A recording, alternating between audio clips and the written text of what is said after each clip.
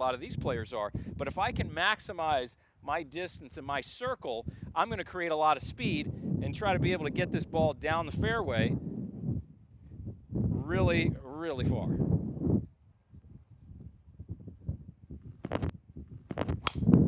Now you notice that's a high trajectory, not going to be great in the wind.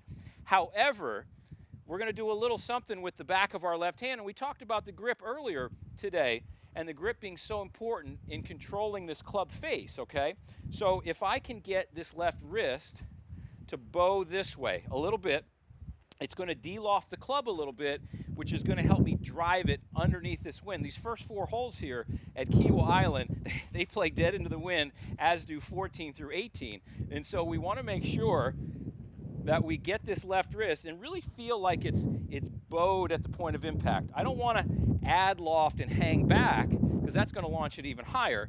So we'll notice in the shot tracer on this one, let's see if I can get this thing to launch a little lower just with the back of my left hand.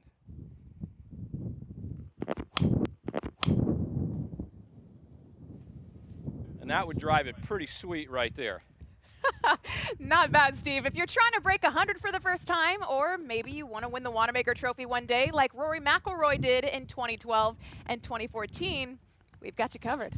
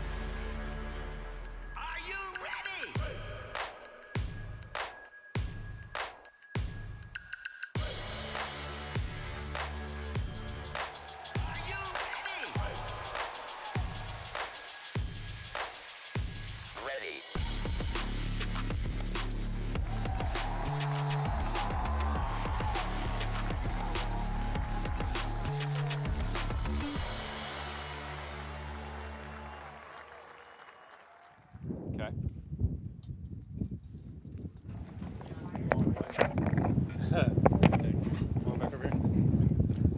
Wherever your journey is headed, a PGA coach will help you get there. Find yours now at pga.com/coach.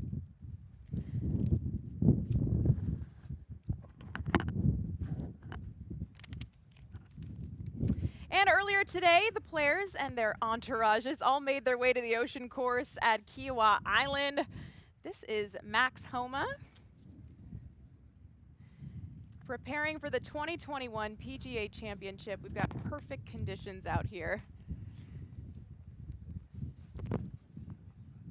I love these Cadillacs. They hold so many things. I mean, if you're traveling with a group of 4 buddies, you could load 4 tour bags right in the back of that puppy. Yep, there's Sergio Garcia and his crew. They're rolling in here. This is riding in style, really, to the 103rd PGA Championship. It's nice to be a tour player. It really is. And, it's not bad. And the PGA team of 20 as well. They get to pretty good. They get to glide around in these beautiful Cadillac vehicles. Yes. Is that John Rahm making his way in, the Spaniard, and Tommy Fleetwood with the flow. Gotta love Tommy Fleetwood. He's got an extra batch of shampoo in the back there. For sure. Just to make sure. Conditions. And Scotty Scheffler making his way into the ocean course here at Kiawah Island, and his coach, Riley Smith. And last but not least, Thomas Dietrich from Belgium.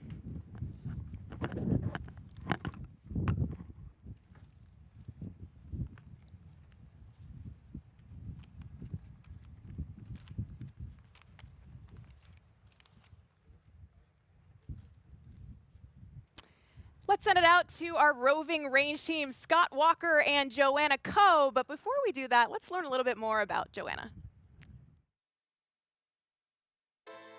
Most mornings, Joanna Coe is up before dawn.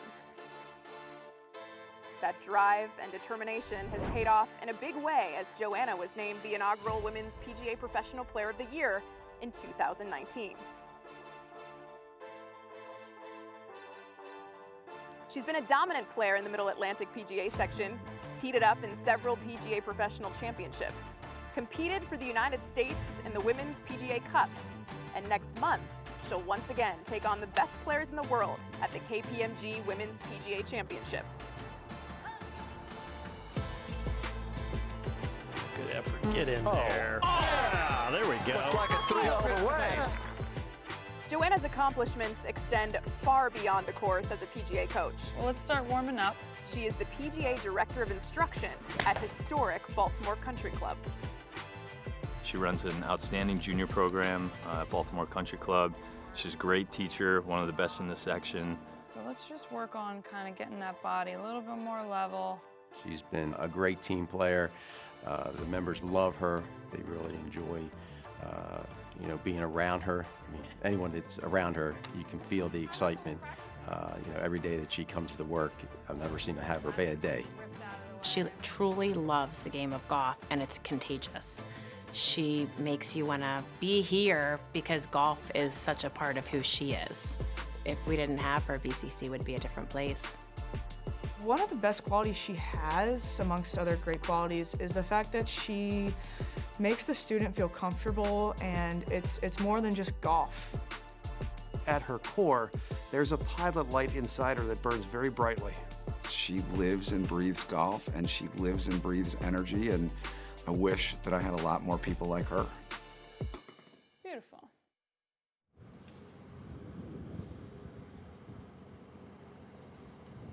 And I'm having a better day now because I get the opportunity to spend the next hour with Joanna Coe. Joanna, great to have you join us here on the range at PGA Coaching Live. One of the players we're going to talk about now is Ian Poulter, who really had one of his best PGA Championship performances here at Kiawah in 2012. He finished tied for third, well back of Rory. But tell me about what he's been doing here, because a lot of it has been testing out clubs as well. How important is club fitting to combine with your strategy? Sure, it looks like he's a little half practice session, half club fitting, dialing in those Titleist fairway metals. It's off a little tee, so I'm guessing there's a certain yardage he wants to hit. So controlling the trajectory, controlling that carry distance. So they're really putting in a lot of work to dial in that distance right now. As we let you get a little bit closer look here at Ian Poulter, tell me, as you talk to a lot of your members at Baltimore Country Club, how do you make sure that club fitting is a part of what they think about as well? Sure, I feel like it's definitely an underrated topic. You can really see a difference with your ball striking, and it looks like for him, he's definitely trying to hit certain numbers, certain spin rates. With a lot of higher handicappers, you definitely see the golf ball spinning a little bit too much, either left or right or ballooning in the air. So you also don't want to neglect the golf ball you're using. There was a change with Titleist a couple years ago between the Pro V1 and the Pro V1X. So I actually recently changed to the X, give me a little bit more flight and a little bit more spin. So between the new equipment, new technology, and the golf ball, you have to try to find those matchups for your best ball flight. Well, and interestingly, we've seen a number of players. Shane Lowry just left the range and was trying to figure out a little bit about how far his driver is going to carry into this wind. Feels like 15 or so miles an hour is coming out of the northeast, the kind of predominant wind that we've had. As wind changes, how do you adjust to that? Is there a way that you kind of give a rule of thumb for players as the wind strengthens or lessens? Sure, it's all about the commitment process right before hitting the golf ball, figuring out that wind. I mean, Bryson will be a little bit more technical about it, knowing exactly how far that golf ball will carry depending on the miles per hour. But you have to figure out, okay, am I going to hit this with a softer tempo, flight it a little bit? If it's downwind, am I just going to tee it high and let it fly? Left to right versus right to left. You're going to figure out if you're going to hit it into the wind or ride the wind, and match the proper shot shape with that. So I'm curious if the driving range will be into the wind win this whole week leading up to the tournament days. So this is a tough little into the win setting right here. And he's talking to his coach, Pete Cowan here, longtime coach for a number of players, particularly European players as well, working with the past champion here, Rory McIlroy, to get him ready. What are some of the conversations that you're having with people who are preparing in the 2 or 3 weeks ahead of a big tournament or championship they're playing? And how does that change as you get closer to 2 or 3 days before? Sure. I think the previous couple weeks, he's probably thinking about what he did well in 2012 and then what he can do to improve this week. And as far as the days leading up to it, again, it's making sure you have the right golf ball, the right equipment to match that. And I hope it's nothing technical right now with his golf swing that he's working on. It's probably more of a couple feels here. You see that he has an alignment stick on the ground, ball position stick, making sure the small details are in place so that his club path and face are matching at the right time. Well, we've seen some of your highlights as you've competed in big championships like the KPMG Women's PGA Championship. Can you find it on the range, or do you bring it with you? We wish. We hope and pray that we can find it on the range, but we've all had those times where we just stripe it on the range and keep that going on the golf course, but then also can completely lose it on the golf course depending on a couple shots that you hit that you might steer, a couple previous memories that might creep in the back of your mind. So it all depends on what you're bringing and how you're feeling that day. These guys are all just a 10 out of 10 as far as technical skills, so it's all about how they feel as an athlete that day and if they're mentally prepared to attack the golf course. Last thing, I mean, we're seeing he's looking at shafts and then now going back to the club that may have had a tweaked club head here. Do you have to be a player that knows every inch of your golf swing to get a benefit from club fitting? How do you approach that, whether you're a championship player or a player that's just starting out? Sure, it's nice that his coach is here to help him dial in his equipment, but you know, from a club level or at your municipal golf courses, you're not going to have access to a Pete Cowan every day, but you can certainly find your local PGA coach to help you with that. But if you don't have that long-term relationship, you know, there's many facilities where they're experts in club fitting, and you can certainly trust their advice. Well, Ian Poulter certainly looked to play well this week, probably looking to break American hearts at the Ryder Cup later this year at Whistling Straits. And of course, for you, as you're looking to your improvement, you can always go to pga.com/coach.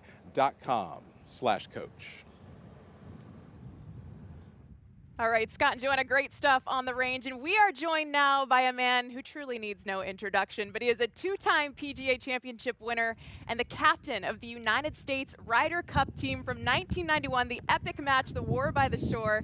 Dave Stockton, thanks so much for being here with us today. What's it like being back here this week? It's wonderful. Yeah. I don't have to hit a shot. How different is the course? Totally different. It's beautiful. The putting green, I think, could be up. Watching the guys practice earlier, and the condition is just phenomenal. Yeah. Of course, when we played the Ryder Cup in '91, Kathy and I, my wife, came out with bead dye in January, 8 months before they played it. There wasn't a blade of grass on it. Wow. I mean, I still can't believe they got it ready and everything, but it's matured, obviously. When they played the PGA in 2012 here, you could afford on the backside, especially on 11, 12, 13, if you pulled it left, the ball would go 100 miles. When we played the Ryder Cup in '91, it was all fresh, the ball would sink if you got it off the fairway. So now, as long as this is playing, it's going to be a monster. Yeah. Absolutely. And the turf conditions are a little bit different right now. You have paspalum grass on the greens as opposed to Bermuda. How does that affect the player's strategy, or does it really, because they're so finely tuned? Well, I think what's going to really affect them is there's so many fall-offs, and you can't necessarily putt up on it. And then if you're trying to chip into the paspalum, it's good. You'll pull it off one time, the next time it'll come right back to you. So I think the premium, everybody's going to miss greens. The fairways are generous, but I suspect around the greens is going to be where the tournament's won or lost.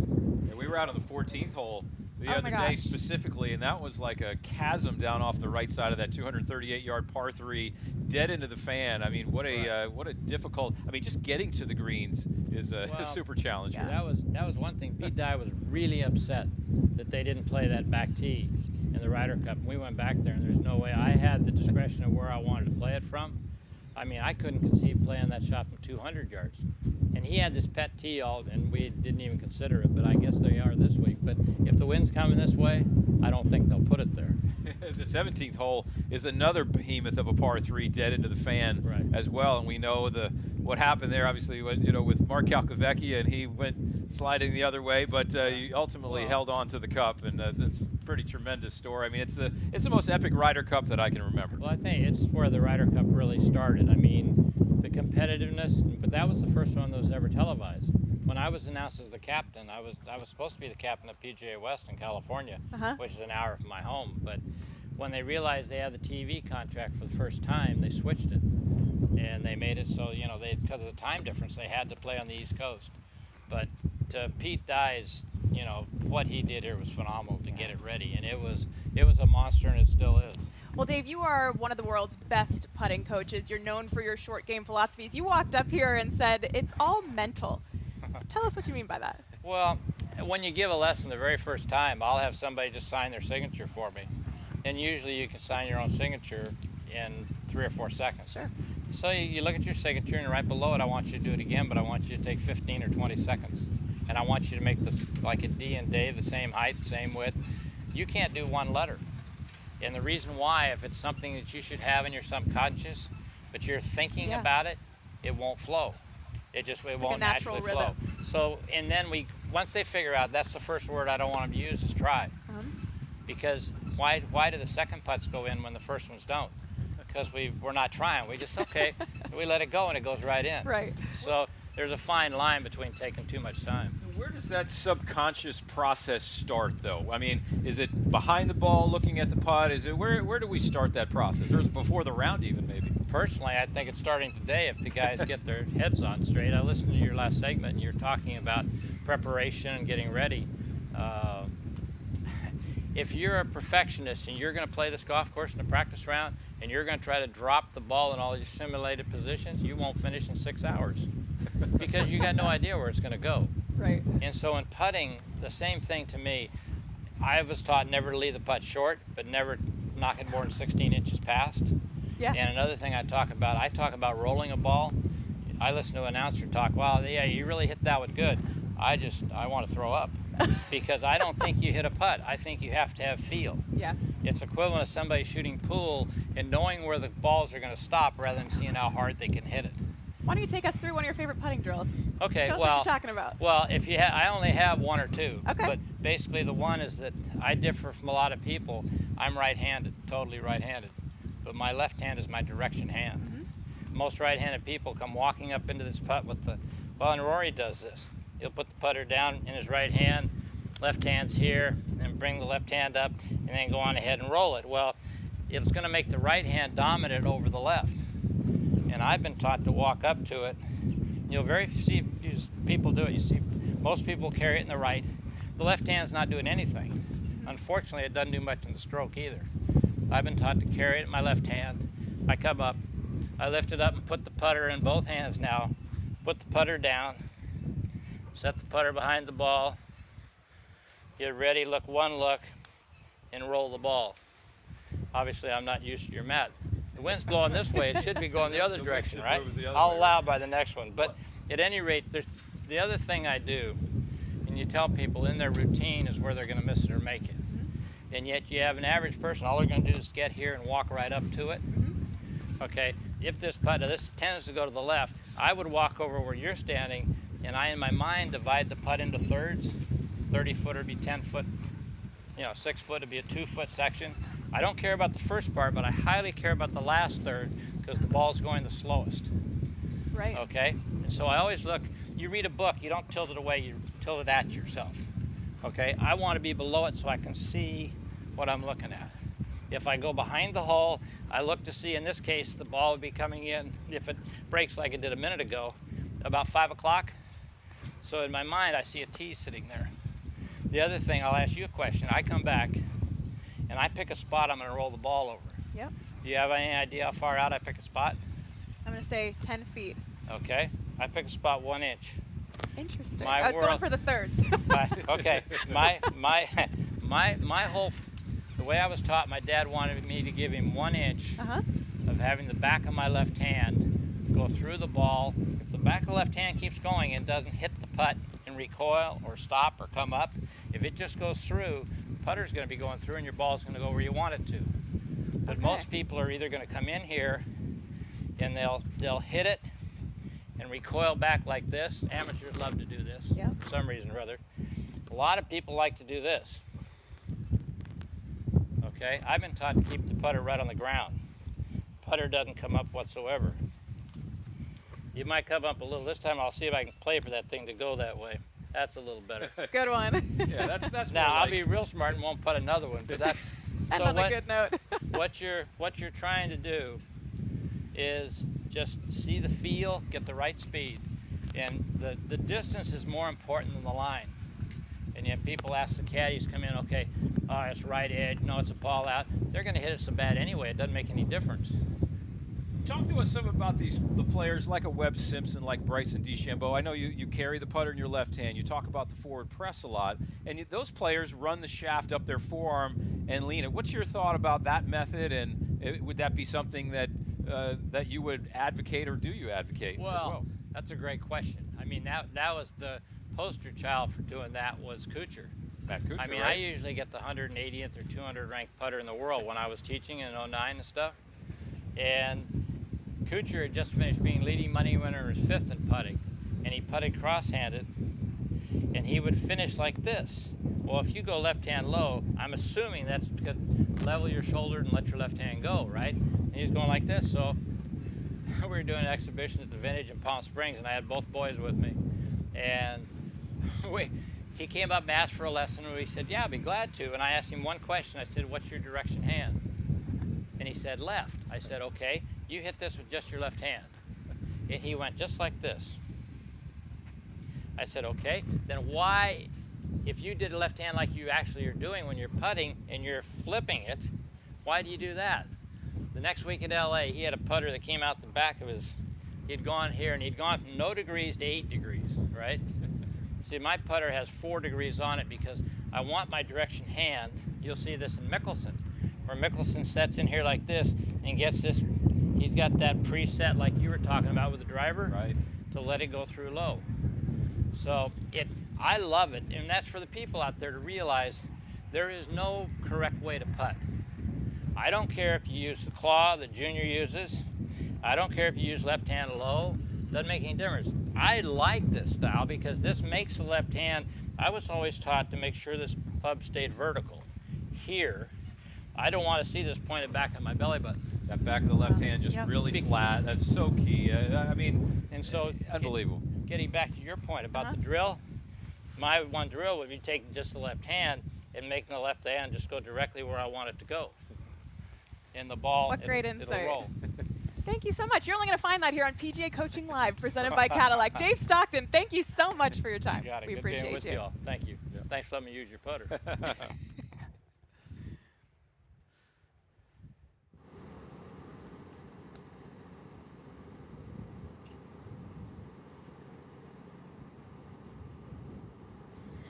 And we're back on the range here for PGA Coaching Live, Scott Walker and Joanna Coe. And behind us is one of the only 2 men who has ever won this championship in consecutive years during the stroke play portion of the PGA Championship. And that, of course, is Brooks Koepka, who is getting a little bit of work in. Let's go ahead and talk about Brooks, particularly after coming back from the right knee injury that he had. It really came back so fast at the Masters, has had some time to heal, but he's still working with it. How do you help players who have had some sort of injuries compensate, adjust their swing to be able to perform even when you're not 100%? It's been probably a group effort for a few weeks, his PT in the gym, and as far as his swing technique, to make sure it's not aggravating it again, and making sure that right leg, that right knee is pushing through the golf ball so he can have a strong finish on his left side. So at this point, hopefully everything is healed, but it's going to be a trust thing for sure. Making sure that, okay, I can trust it, get to that left side, and he can get through the golf ball. Well, let's go ahead and take a closer look at him as he, of course, walks away from his bag. But he's still trying to slowly do this. We've noticed he hasn't been, the last 10 minutes since he's been out here, really hasn't been aggressively trying to hit balls fast, just slowly feeling his way through this. You've had some knee injuries, so how were you able to handle that? Sure. I mean, as you can see, there's no TrackMan behind him. He's taking his time. So even if it is somewhat of a block practice setting, he's strolling in there casually, making sure that he's not putting too much grind on his body right now, taking his time, just feeling the golf swing, feeling the club face. Just like all the other players, he's extremely athletic, strong. So that's not an issue here. He just needs to feel that control and that club face in these windy conditions. There's a different tempo that these professionals have on the range than maybe you or I might have on a driving range as well. Do amateurs hit the ball too fast? Do they try to hit too many balls in too quick a time? Of course. They love pouring that bucket out, hitting ball after ball.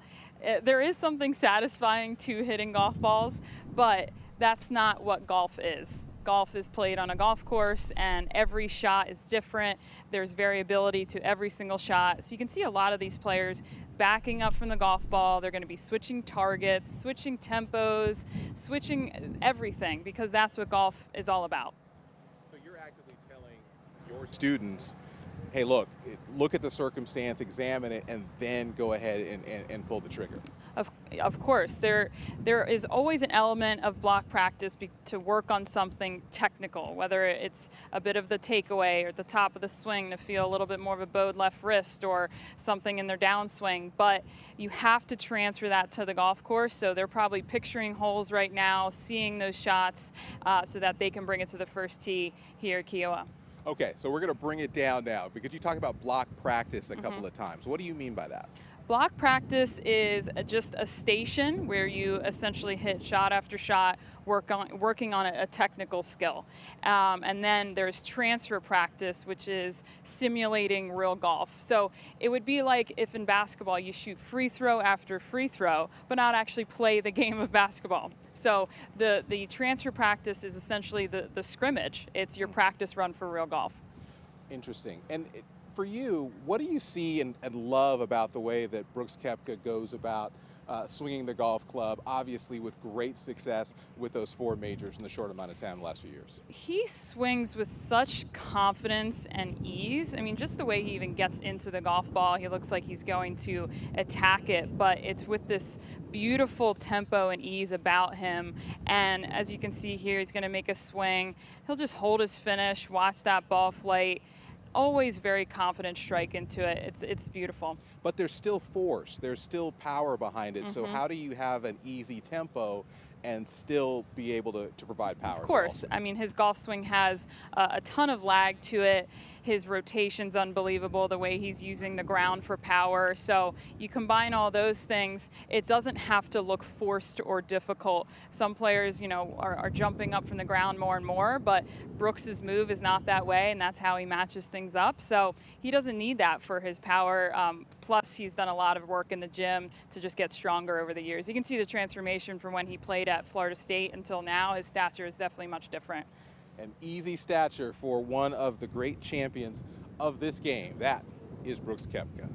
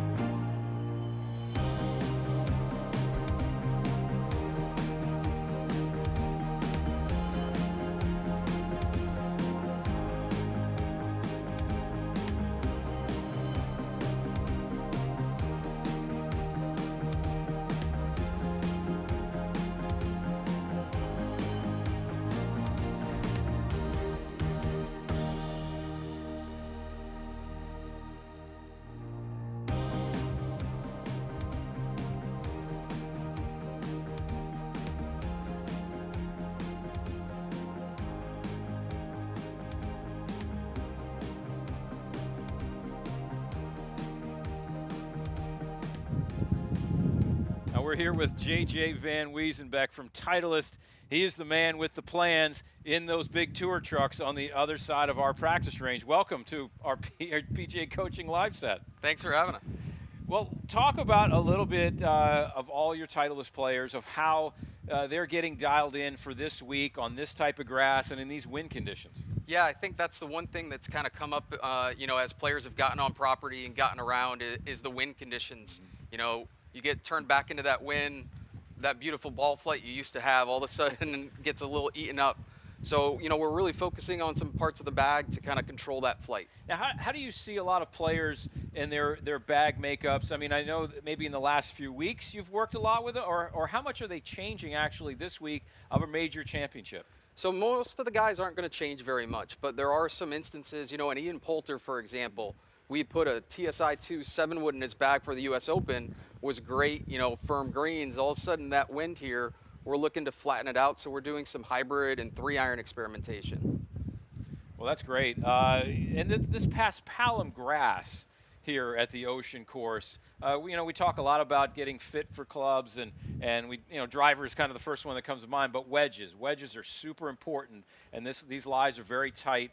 What sort of things are they doing to the grind and the bounce of their wedges this week? Yeah, I think a lot of us, we play our home course, so we're with one bounce, and we get fit for that, and we use it everywhere. For these guys, it's very unique conditions. It's pretty tight. So we're lowering the bounces for a lot of players. We're just seeing a little less bounce, trying to get that club sitting a little tighter to the ground.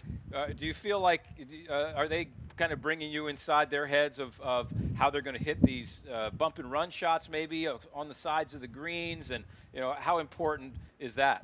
Absolutely. So we kind of take one player's experience and start building kind of on it from time to time. So we're listening to player A and player B and kind of getting a sense for what the golf course is going to be like Thursday through Sunday. We talk about golf clubs, right, and then golf balls as well. I mean, are there anybody changing golf balls in these conditions by chance? JT Poston just this morning, he plays our Pro V1X, a little higher flying, and experimenting with Pro V1, a little lower flying golf ball today. Well, we've just got a lot of great players out here, and JJ, we can't thank you enough for being here on our PGA Coaching live set and give us some insight to what goes on in that tour van, and we'll have to have you back, and we'll have to learn some more stuff. Yeah, just grab me. I'll be the one running me back and forth to the truck for the next couple days. Great stuff. All right, thank you. Back here at the range with Joanna Coe, and we're looking at the only man that can complete the career Grand Slam this week, and that's Jordan Spieth. Let's go ahead and take a look at the 3-time major champion, and working with Cameron McCormick, his PGA coach as always. So what are some of the things that you've seen from him as he's gotten some light work in here in the last few minutes? Jordan, we know that he has a unique game, a unique swing, but no one is stronger mentally than Jordan Spieth. And as far as his short game, it's unbelievable. And he's made a tremendous comeback in the last 4 to 6 months. So he's trending in the right direction. And with Cameron McCormick, I'm sure they're looking at some small things just to make him feel a little bit more comfortable leading into the tournament days. But they have a great relationship. He's been his coach for a very long time, and I'm sure Jordan appreciates him being here at Kiawah. Well, yeah, of course, Jordan's gotten back in the winner's circle over the last few months with a win in Texas.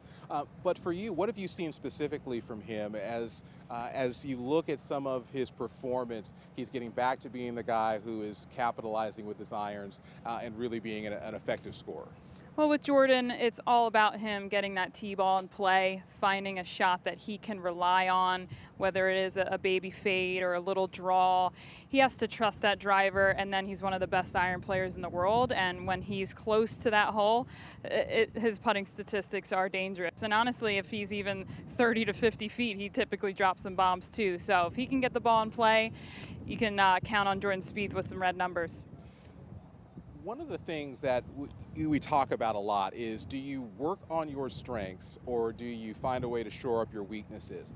It's obviously different if you're struggling in a lot of areas of your game. Where do you stand on that? Trying to work on those weaknesses or really make sure that you never lose what you do or you're good at? I think folks at home love to work on their strengths because it's just a lot of fun. So if they're a great driver of the golf ball, the time that they are spending hitting tee shots on the driving range is probably too much. So with Jordan Spieth, I'm sure that he knows that his driving can be hit or miss, so he'll get to practicing his driver, making sure he's finding that comfortable shot. But tour pros, they have very balanced practice schedules, but for folks at home, it's really beneficial to work on your weaknesses, have an honest assessment with yourself. I'd like to break it down of short game, full swing, course management, fitness. You know, what is the weakest part of your game, and make that your strength, and that's how you can really improve. Do you try to do that with numbers or just a feel for a player? I think an assessment can be a feel and just take an honest look at yourself. But with numbers, I mean, if you have the ability to track some statistics, statistics meaning greens in regulation, putts, things like that, and the new school would be strokes gain data. That would be amazing if you had that to support your weaknesses or your strengths. There's a lot of new technology out there. There's Arcos, there's great apps where you can track those things at home, just like these tour players have access to all the time along with their PGA coaches. Obviously, we see him with Cameron McCormick, his longtime PGA coach. It is a perfect example of why a long-time relationship really works, whether you're playing well or not. Tell me what you think about the relationship they've had over the years. It's amazing. Along with the team is Michael Greller, his caddy. So it's a family. It's a family that's on the road together. I'm sure they talk all the time. I've had a similar experience with my coach from home since I was 11 years old, and it would be a difficult journey alone out there without him. That's interesting. Well, with Jordan Spieth, we look forward to him doing big things here this week. And of course, for your own longtime relationship with your next coach, PGA.com/coach.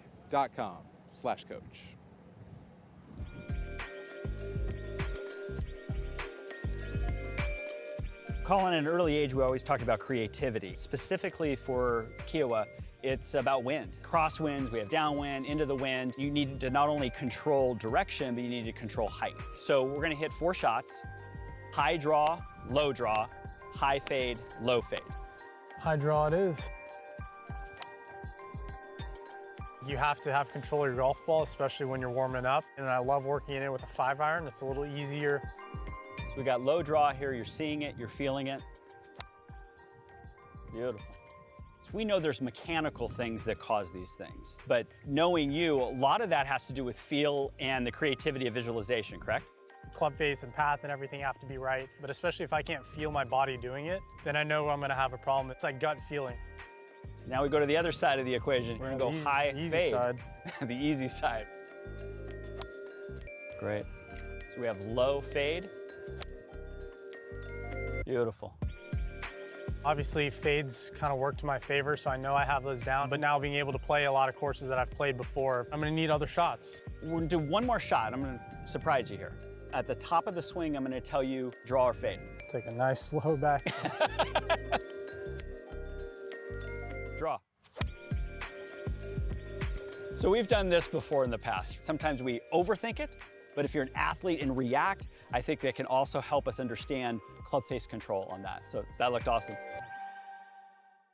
During my career, I was fortunate enough to win 6 majors, but I'm most proud of my service in the Marines and my membership in the PGA of America. At the PGA Championship, 20 PGA club professionals dedicated to growing the game will compete against the world's best. Some are coaches, head professionals, business leaders, but at this major, they're all players. So pull up a chair and join me in cheering the team of 20 at the PGA Championship. I'm self-taught, left-handed golfer from Minnesota. Not exactly what you would paint as a really good golfer. I do things my own way. I have a lot of fun with it. The successes in this game are so sweet because they come so difficult. I've played in 4 PGA championships and 9 other PGA Tour events, and you know, it's still a work in progress. I know I'm good now, but I'm not where I want to be. It's just that endless process of achievement and accomplishment, and I've been lucky to have some successes, and it just makes me hungry for more. I'm Alex Beach, and I am a member of the PGA Team of 20.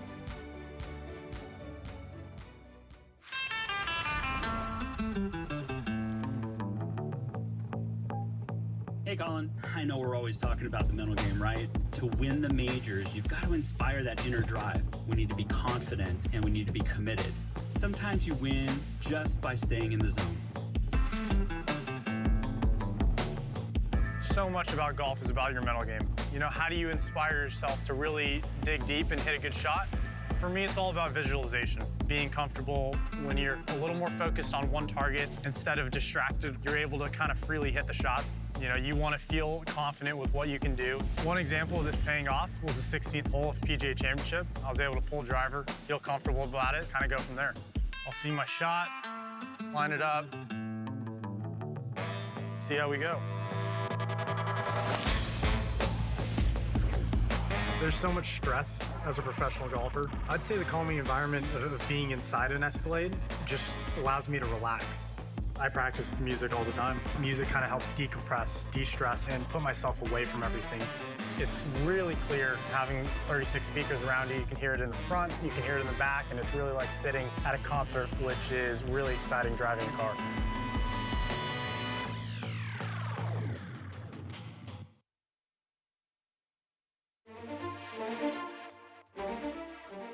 A 17-year member of the Metropolitan PGA section, Rich Jones has an extensive track record of success in developing and managing player development programs throughout Long Island. His coaching ability really revolves around not only the expertise that he has with equipment and with changing technologies, but he also is really able to connect with the golfer in a way that just establishes a quick rapport with them, makes them feel comfortable, and helps them retain the information. Known as a tremendous recruiter of newcomers to golf, Jones is committed to not only introduce, but keep golfers engaged in the game. I was ready to give up. You know, you lose your strength, you lose this, hospital stay here or there. Each time I come back, he just brings me right back up. Rich brings me right back up as far as he can. I now know I will not ever give up on golf. Rich's junior programs have enabled approximately 3,000 junior golfers access to the game. Rich is so passionate about the game. You see it in everything he does. He doesn't just express it in words. Rich expresses it in like emotion and in action. So you seen a little left to right or right to left? Oh, no break. That's left. Left? Okay, good. For his tireless efforts in growing the game, in 2020, Rich was honored with the National PGA Player Development Award. You think about Rich, he's somebody that you would want to represent your organization. So whether that's Dick's Sporting Goods and Golf Galaxy, the PGA, he's somebody that you want to be the face of that organization. He bleeds the PGA of America. He really has dedicated the majority of his life to this.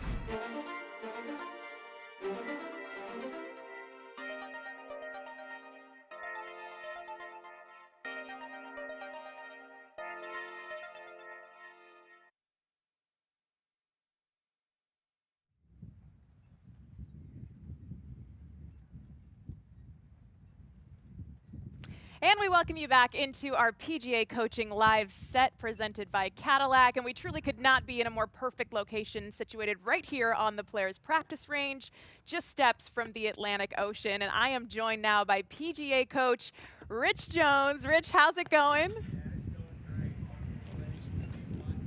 What a day. Yeah. We've been here since early this morning, and when we got here, there was just a subtle breeze, but all of a sudden, now as the day's gone on, the wind's picking up. It's feeling a little bit gusty. What do players need to take into consideration with their club selection on this course this week? Joe come in here to do this. You got a lot of guests too.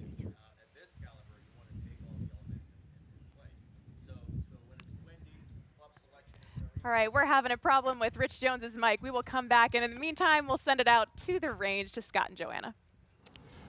All right, thank you, Melanie. And we wanted to talk a little bit, Joanna, about always a unique golf swing, and that, of course, is Zach Johnson. Let's get a look at Zach, particularly as he's worked a long-time coach with Mike Bender, excuse me. Mike Bender, and so yes. For you, what is it that you see about Zach that makes him so unique and really many times so consistent? Sure. Zach is a reliable drawer of the golf ball. So as you can see, he has a very strong grip, a closed club face, and he has to make sure that his body really rotates through the shot, and you can always see a very a hold-off finish, an abbreviated follow-through. So I think folks at home can really learn from his golf swing. It's extremely controlled, and that hold-off follow-through really stabilizes the club face, and he needs that because it's already a little bit closed coming through impact. So if his face is more right than his club face, he will draw the golf ball. And even into this little almost cut wind, he's going to draw the golf ball. So the way that he approaches the golf course, he's going to see it from right to left and commit to that. So if you have a reliable shot shape, you can trust it on the golf course. You know, it's interesting, the conventional wisdom was always, if you're trying to hit the ball solid, particularly through the wind, if you can draw it, that's always been something that's good. A lot of times with these new golf balls, you've seen more players comfortable hitting fades, but will this make him, a past British Open champion, a factor should the wind get up here? You know, Zach trusts his game. Remember him winning the Masters. He was the only player in the field to not go for one of the par 5s and 2. So he is a master with his wedges as well. So even if he just gets it in play off the tee, we know that he's not one of the longest players in the world, but he certainly has one of the best short games in the world, and he is a committed player with his golf swing, his ball flight, and his wedges and his short game. As a player at home, what can I learn from Zach Johnson in terms of accessing what I do well and being able to play to it? Sure, I think it's all about that trust and commitment. I mean, he is dedicated to almost his system. He's going to have a swing direction that's to the right. His club face is a little bit close to his path. Ball's going to work in from right to left. Those at home, you have to have that reliable ball flight. If you have a two-way miss, you can be in some serious trouble on any course, regardless of how wide it is or tricky. You want to have that almost one-way miss. That way you know, okay, if I know I'm missing it a little bit left, you can adjust your target appropriately. If you were starting from scratch with a player, would you teach him Zach Johnson's swing? I would assess a person's body, he or she's body, their grip, how they just naturally put their hands on the golf club.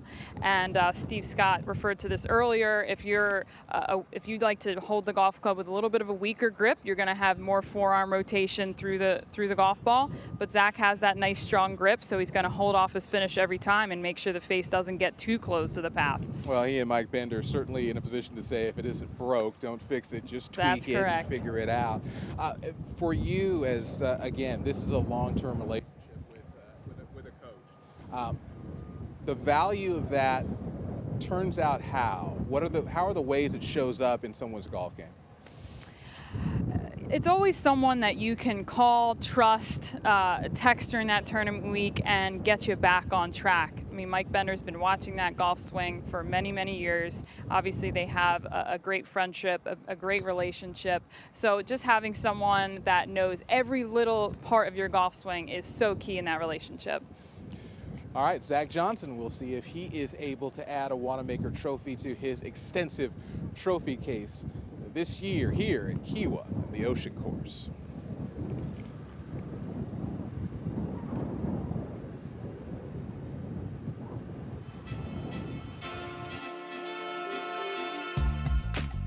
"20 seconds of activation can help your first tee shot because it wakes everything up. I actually get a crack in my sternum, which actually feels really good. Freaks JJ out a little bit. I think you've got the best tempo out there. Setting the tone of smooth tempo starts with your wedges. We can just take our laser out, right, and see how far these balls are flying to see if that is matching your feel. How'd that feel? Pretty good, right on 60. 60 it is. So we know the importance of being square here. Sometimes, Collin, you open up here, which leads to the club going out. So let's make sure that the shoulder stays square. Specifically for Kiawah, it's about flighting irons. It's about being able to control that. Club face and path and everything have to be right, but especially if I can't feel my body doing it, then I know I'm going to have a problem. It's like gut feeling. I'm going to surprise you here. At the top of the swing, I'm going to tell you hit, draw, or fade. Draw. There's a lot of great ball strikers that swing up. You look at Rory, he swings a lot up. Yes. And then you've got like Sergio, who swings almost down. Your swing is very, what we would call, centered and leveled. Just because you have a driver in hand, just because it's teed up, does not mean you have to swing 6 up on it. If you need to go higher, get more loft on your driver. You know, it's as simple as that. We are the PGA team of 20. the PGA team of 20. We are PGA professionals From all across America, We serve many different roles. across the golf industry. We're coaches, Head professionals, directors of golf, Motivators. mentors, junior golf leaders. and we all have one thing in common. One thing in common. We're all players competing in the PGA Championship. For some, it's our first major. For others, we've been inside the ropes before. Our passion for the game never ends. And our training never stops. And as members of the team of 20, we can't wait. We can't wait To play against the world's best. The world's best. The world's best. at the PGA Championship. I spent a lot of time working at Deepdale Golf Club in New York and just looking for a change of pace. A good friend of mine, Wes Roberts, is the director of golf at Shooting Star, and he had a job opening and it just looked really attractive to me, a little change of pace, and I'm really glad I did it. Yeah, we have all 4 seasons. We've had frost delays as late as August out there, but the winters are incredible too. You get to ski. We're right at the base of one of the best ski resorts in the country, and yeah, there's a lot of fun winter activities as well. I was working in the shop in the Nordic Center the entire winter and giving a few golf lessons here and there, but I learned a lot about the Nordic operation and Nordic skiing itself. I'm Ben Polland, and I'm a member of the PGA team of 20.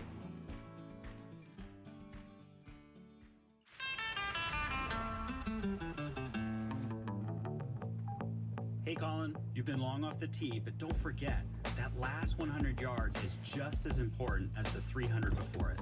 It all comes down to a refined approach.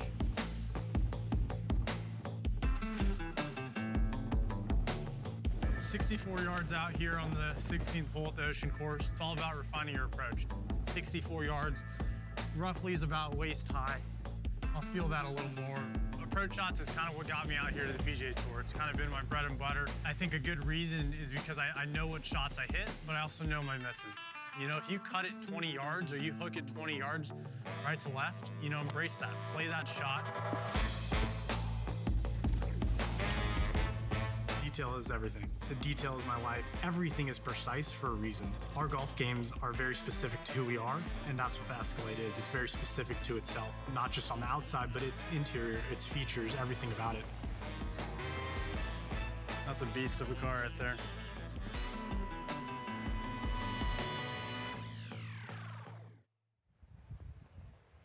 And we welcome you back to our PGA Coaching Live set, sponsored by Cadillac. We are right here on the Players Practice Range, steps from the Atlantic Ocean, truly the most beautiful day. And I am joined by the 2020 National Player Development Award winner. There we go. Jeez, we got microphone problems. I can't speak. Anyways, before your microphone so rudely decided to take a nap on us, we were discussing the wind and long irons. So this morning when we got here, a little bit breezy, now the gusts are picking up. What do players need to take into account with the wind in terms of their club selection? Yeah, Melanie, amazing in terms of the wind. I think yesterday it was a lot calmer, right? And as the day progresses, a lot of wind, right? So I had the opportunity to kind of watch a lot of players out there, and the ability to flight the golf ball, you know, just to kind of, you know, battle the wind that's out there. So, you know, they may hit, you know, one particular club and do something a little bit different, maybe play the ball in the back of their stance, or completely change clubs altogether. So being able to flight the ball and be able to work the wind, you know, really control the flight, right? So the definition of golf, right? The ability to control the golf ball, and I think that's what they're doing very well, and I think that's what they have to do in order to kind of score well on this golf course. So why don't we take a look at some of the different ball flights we might see from these guys in these conditions? So really what I'm going to do, I'm going to probably go with a long iron. I've got, my longest club in my bag is a 4-iron, so I carry a hybrid. Not one of the clubs that I practice with, so I'm going to demonstrate 2 different shot types. I'm going to take my 4-iron and try to hit it really high, just in the event if the wind is downwind, you want to be able to fly the wind, you know, ride the wind a little bit. Now, if you're going into the wind with that same club, with that 4-iron, I may want to choke down a little bit and maybe take the same swing. In addition, I may want to play my ball position a little bit more back or forward, depending on where the wind is going to go. So let's go to it. Let's go see what we got. Let's see.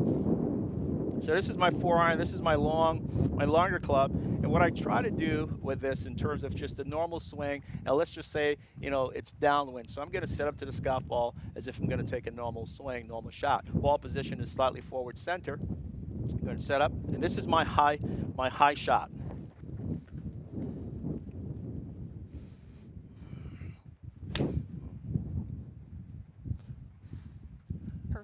So as you can see, that's a pretty high ball flight. So now if I'm going into the wind, I want to be able to flight that golf ball just a little bit lower. What I'm probably going to do with the same club, I'm going to play that ball position slightly back of center and maybe choke down a little bit on the club, maybe like an inch on my club here. So let's go ahead and try that and see if I can get that ball flight a little bit lower. Choke down a little bit lower, play the ball position a little bit towards the back of my stance, and take my normal swing.